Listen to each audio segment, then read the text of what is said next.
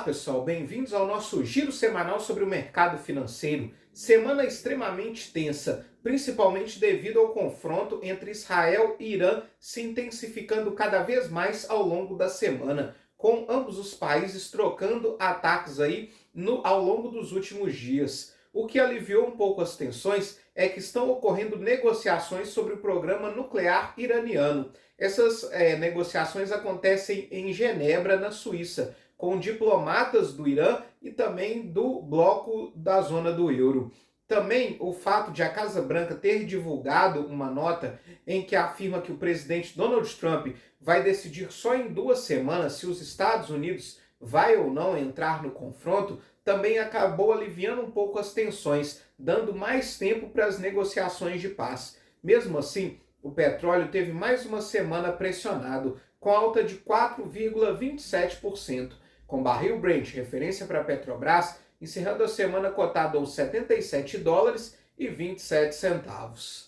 A semana também foi marcada pela decisão de taxa de juros ao redor do mundo. Nos Estados Unidos, o Fed decidiu manter inalterada a taxa básica de juros por lá, que continua no patamar entre 4,25% e 4,5%. No comunicado, logo após a decisão, o Fed reconheceu que houve uma diminuição das pressões sobre o mercado norte-americano, mas mesmo assim elas continuam bastante elevadas. Por isso, justificou essa manutenção na taxa básica de juros, que foi criticada pelo presidente dos Estados Unidos, Donald Trump.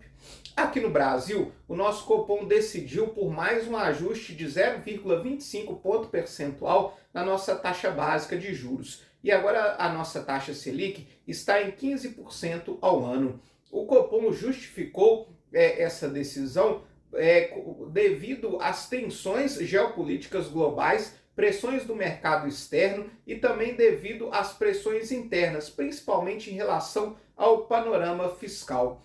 O Copom anunciou que essa é uma pausa do nosso ciclo de alta, mas que o Copom não vai hesitar em voltar a subir os juros caso isso seja necessário. Além disso, já deixou claro que os juros vão permanecer em patamar elevado por bastante tempo. Essa decisão foi criticada por membros do governo federal. Lindenberg Farias, líder do governo no Congresso Nacional, chamou a decisão de indecente, enquanto a ministra das Relações Institucionais, Gleisi Hoffmann, chamou a decisão de incompreensível. Mesmo assim, os membros do governo pouparam críticas ao presidente do Banco Central, Gabriel Galípolo. Nós tivemos ainda decisão de taxa de juros na China, no Reino Unido, na Turquia e no Japão, que decidiram manter as suas taxas básicas de juros inalteradas. Enquanto isso, Suíça e Noruega optaram por um corte de 0,25 ponto percentual nas suas taxas básicas de juros. Por aqui, o nosso Ibovespa fechou essa semana praticamente estável, em leve queda de 0,07 pontos percentuais. Enquanto isso, o dólar caiu 0,57%, encerra a semana cotado aos R$ 5,51. Já o minério de ferro encerra essa semana em queda de 0,64%, com a tonelada cotada aos $94,77. Enquanto isso, as bolsas internacionais também encerraram essa semana em queda. O S&P 500 caiu 0,55%, a Nasdaq caiu 0,02% e o Dow Jones caiu 0,88%. Na Europa, o Stoxx 600 caiu um pouco mais, 1,54%.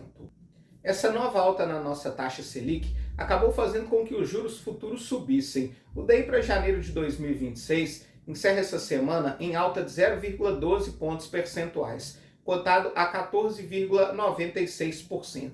Já o IMA geral, a carteira geral de títulos públicos, acumula nesse mês alta de 0,75%. Enquanto isso, os pré-fixados subiram 0,92% medidos pelo IRFM. Aqui no Brasil, o governo sofreu uma série de derrotas no Congresso Nacional. Começou na segunda-feira com a aprovação de urgência do projeto de lei de decreto legislativo que suspendem os efeitos dos decretos que reajustaram as alíquotas do IOF. Em meio a esse imbróglio, surpreendeu a informação do Ministério da Fazenda de que o ministro Fernando Haddad estava entrando de férias essa semana. Além disso, no Congresso Nacional foi instaurada a CPMI para apurar os desvios do INSS, o que deve aí desgastar ainda mais a imagem do governo federal. Além disso, a derrubada de uma série de vetos do presidente Lula mostrou também que o Congresso Nacional não está em paz com o governo federal. Entre os vetos que foram derrubados está um projeto de lei que pode causar aí um reajuste na conta de luz de até 3,5%.